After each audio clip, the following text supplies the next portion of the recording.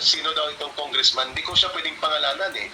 Piado, binayaran ng ICC. Correct, binayaran talaga sila kasi ang nagdala ng eroplano at nagpadala ng eroplano at gumastos pati ngayon ng operations doon sa ICC, lumalabas na nandun po itong kulukoy na congressman eh. Yung naaresto si Duterte has been accordance with the proper process. Was it proper process? Hindi mo dinala sa harapan ng competent judicial authority. Torres, tanga ka. Ikaw ang may kasalanan nito. Ignorance of the law. What? Excuses no one. Nasa batas ng ICC, Torres, Bongbong Marcos, na pag inaresto mo, may inaresto ka na may warrant of arrest from the ICC, dadalhin mo yung inaresto mo dapat sa harapan ng competent judicial authority sa bansa mo. Yaan ang nasa batas ng ICC. You violated it. Nako, mga kaibigan, alam naman natin guys, BO yan si Diwata magkakasama yung mga yan Wala naman talagang alam din sa mga batas yung mga yan. Katulad yan si Bangag, wala ding alam. Lalo na yan si General Diwata, wala ding alam. Talagang TANGA yung mga yan. Mga TANGA. Sabi nga ni Sas, ikaw General Towers.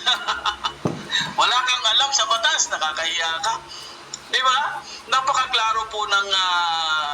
Napakaklaro po guys ng explanation po patungkol po sa ICC procedural nila yung kung paano mo huhulihin ang isang na-issuehan ng warrant na galing po ito sa ICC na warrant Napakaklaro po pero mukhang hindi nila binabasa guys Kaya ito mga kaibigan, mensahe din to guys itong pasabog po ni Miss Sasurgando Sasot mga kaibigan.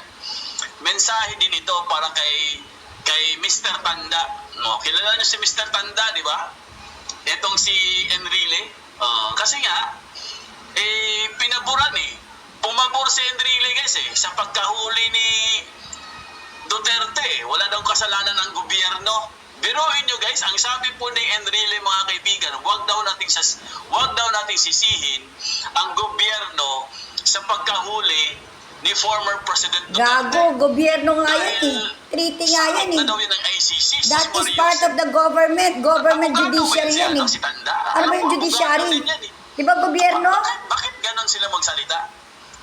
Bakit tanga na mga buwisit kayo? Halatang halata yung pinaglalaroan yung batas, niloloko nyo mga Pilipino. Ni Bangag? Sabi niya wala daw kinalaman ng admin ni Bangag sa yung na yan. Kumbaga, walang kasalanan ng gobyerno. Walang kasalanan? Gobyerno yan. Ulyanin na. Reset. Hoy, Tanda, ulyanin ka na daw.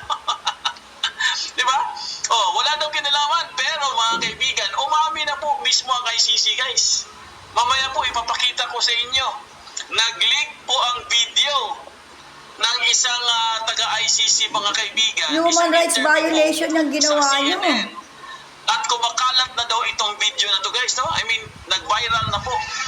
Nakuha po natin yung video guys. Bago po ito burahin mga kaibigan, kailangan nyo panoorin ito.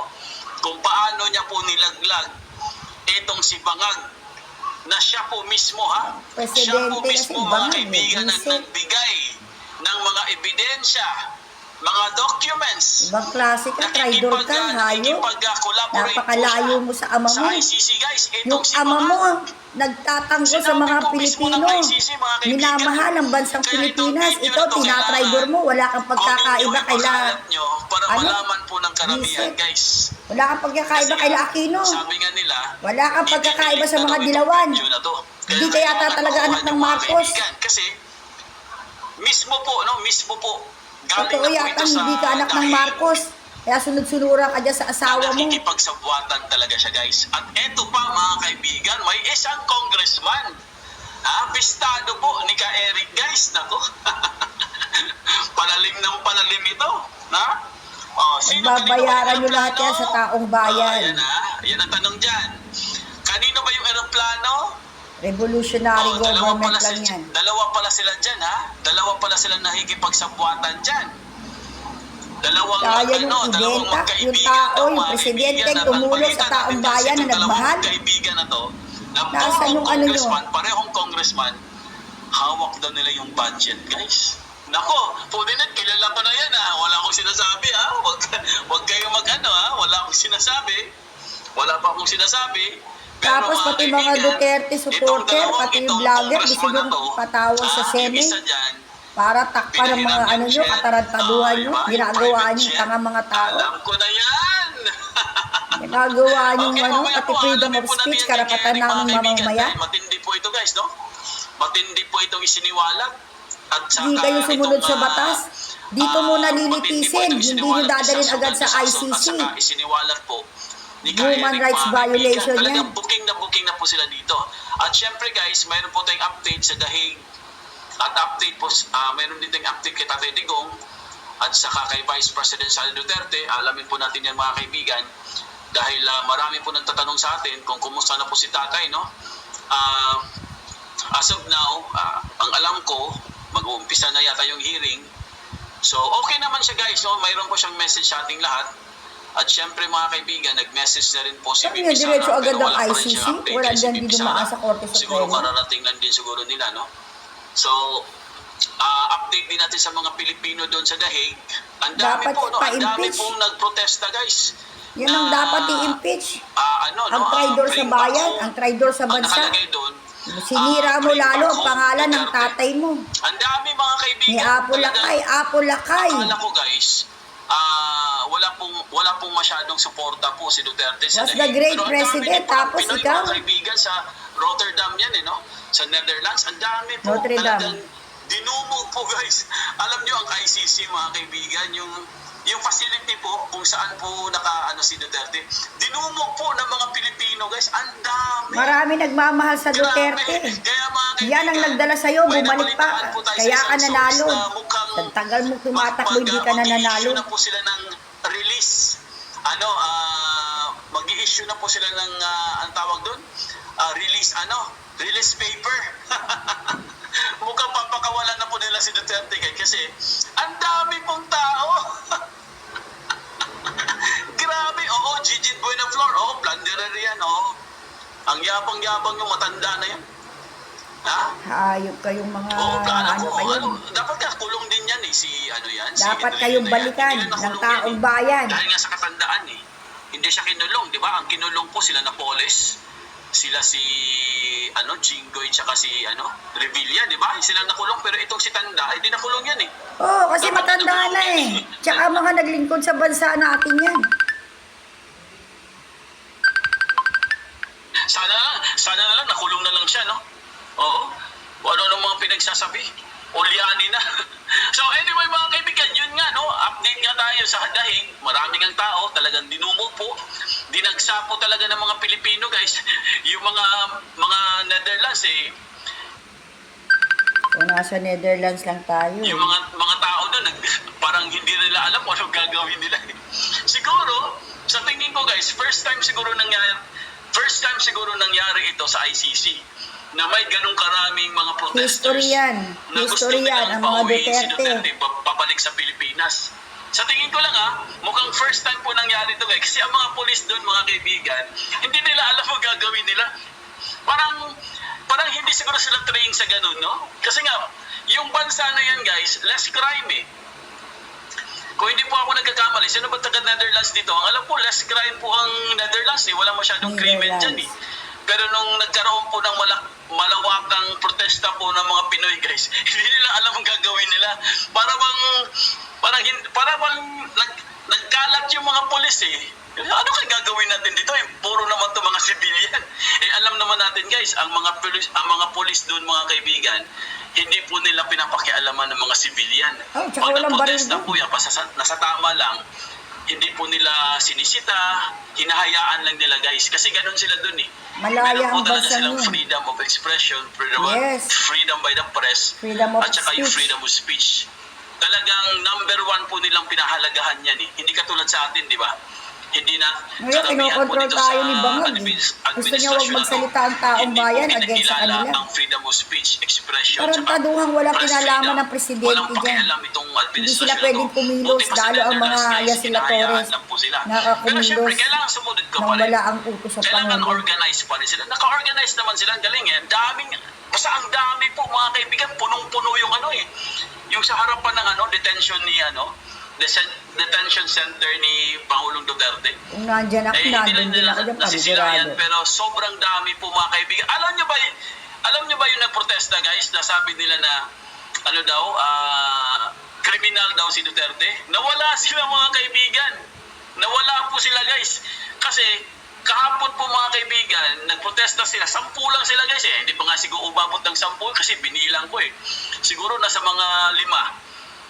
Wala na po guys, umuwi na po sila. Hindi na po sila nagprotesta kasi mas marami po yung nagprotesta na pauwiin si Duterte. Dami ka. Oo, kasi kailangan ibalik dito muna lilitisin baka yan. siguro sumama na rin yung 5 eh. Sabi nga, sama na nga tayo dito. Kasi makikita mo talaga guys. Bago dumating ang ICC may yan. costume pa sila eh. Yung ginawa nilang demonyo si Duterte. May costume pa eh. Pero hindi mo na makita. Sa Masahe tingin pa ko sa baka ginawa uuwi ng na po hayo. guys. Sabi ko, uwi na lang tayo dito. Masahe pa sa Uuwi ginawa pa tayo nila dito. Dilima. So yan po, no? Initial lang po yung sinasabi ko sa inyo. Mamaya po sisilipin po natin yan. Pero bago lahat, kung bago pa lang kayo sa aming channel, mag-subscribe na po tayo mga kaibigan. Huwag niyo kalimutan mag-comment, like at pag-notification bell para updated kayo sa aming mga bagong videos. ATF 2.0 po ang aming FB page. Follow, like, and share ng mga videos. Ayan, live na naman tayo mga kaibigan. Happy Thursday po sa inyong lahat guys. Ganun pa rin tayo, no? Medyo mababa pa rin yung natin. Mababa pa rin yung natin, no? Medyo hindi pa rin tayo nakakit over guys. Mahirap talaga mag-move on. Pero huwag kayong mag-alala mga kaibigan dahil okay naman po ang kondisyon ng ating mahal na President Tatay Digong. Patungkol naman po kay BP Presidente guys, okay naman din po siya. Kung hindi ako nagkakamali, malapit na, papunta na po sila doon, no? Siguro, nakarating na siguro. Tapos, sumunod po guys, si Paulo Duterte. Si Congressman Paulo Duterte po, sumunod din siya doon sa Netherlands mga kaibigan. Para support po, no? Kasi nga, ang gagawin nila dyan guys, magbubuo po sila ng panel. Siguro parang defense team. Correct. At That is nanghihingi precisely. po sila ng visa. Nanghihingi po sila ng mga visa guys para makastay po sila doon sa Netherlands. So, yan po mga kaibigan, no? Mamaya pag-uusapan po natin yan. At ito na nga, no? Kasi Duterte is not as may pumasok na source big guys. shot yan. Galing nga ito kay Because Eric. of Ito po, taong legit bayan. po ito mga kaibigan, hindi po ito marites Kasi meron pong patunay guys. Biruin nyo mga kaibigan, ito alam ko magugulat kayo dito. Ito palang congressman na to mga kaibigan. Matagal na pala siya nakikipagsabuatan kay attorney, yung babae, ang pangalan ng babae na yun? Palagi ko nakakalimutan yung babae na yun eh. Yung nasa thumbnail ko ngayong bukha nun eh. Yung abogado ng ICC natin. Wala, hindi Si tayo bahagi ng basta ICC, yun. kapatid. Matagal na pala siya We're nakikipagsabuatan. not part of ICC. Ngayon guys, nakita po siya sa Netherlands mga kaibigan. Kaya marami nagtatanong bakit nasa Netherlands siya? Nauna pa siya. Kumbaga guys, bago pa lumipad si Tatay Digong. Ayun, sabi ni Box, ayan, yan yung pangalan na yan, yan. Palagi ko nakakalimutan yan. Naiisip ko kasi yung favorite na cake ni partner, yung Contis eh. Wala palang S yung sa kanya. May favorite kasi na cake si partner, yung Contis. Sabi ko, ano ba yung Contis ba yun? Wala palang S. Ano ba yan, I or E? Hindi po siya Acosta, hindi po siya abogado ng ICC. So yun nga, ang sinasabi po guys, ang tanong po dito mga kaibigan, ito po bakit po nauna siya? Bakit po nauna siya sa Netherlands? Itong sinasabi ni Ka-Eric na congressman na di umano'y nagbayad pala guys. Binayaran daw mga kaibigan. So, syempre, kung binayaran mga kaibigan, alam na natin. Given Kaya pala naman yan. minamadali. Kasi po, mga That's a kaibigan, fact. Given kung tutuusin by the guys, situation. meron talagang procedural yan, no? Meron talagang sinusunod yan na standard na procedure. Pero bakit po hindi sinunod? Yun ang tanong. Marami Why nagtanong they eh, didn't bakit follow hindi the sinunod standard yung standard na procedure procedure eh? Kung paano ng manghuli ng isang ICC o ng International akusado Court? nga katulad yan ni Pangulo Duterte na wala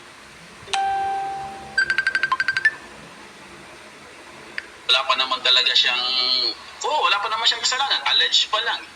Pero bakit po minamadali, no? Hindi po nila sinunod ang procedure. Yung layo pala lang mo mga lang. kaibigan, kaya pala hindi nila sinunod ang procedure. Kasi meron na palang yan ba? Oh, madali yan eh. Hindi lang yan. Pati pala, NPA mga kaibigan, nakisali na rin. Natural, bayad lahat yan eh. Kasama itong si Abugaga. Itong si Abugaga. Oo, ayan. Kasama siya mga kaibigan.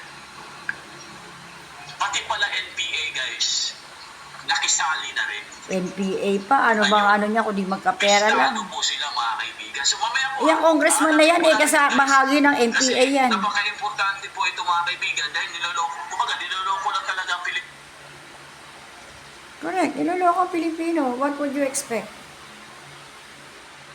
Dali lang ha.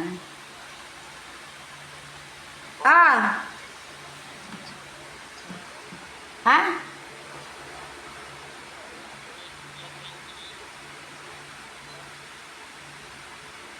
Eh, giniling ang kailangan, mamaya na lang yung giniling. Bili mo na lang yung atay, kaunti lang para kumain lang to hindi kumakain eh. Wala daw? O sige, manok na lang.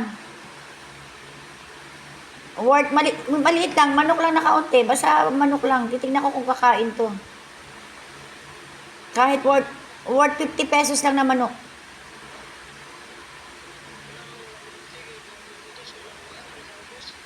Bisag gamay lang, basta ano.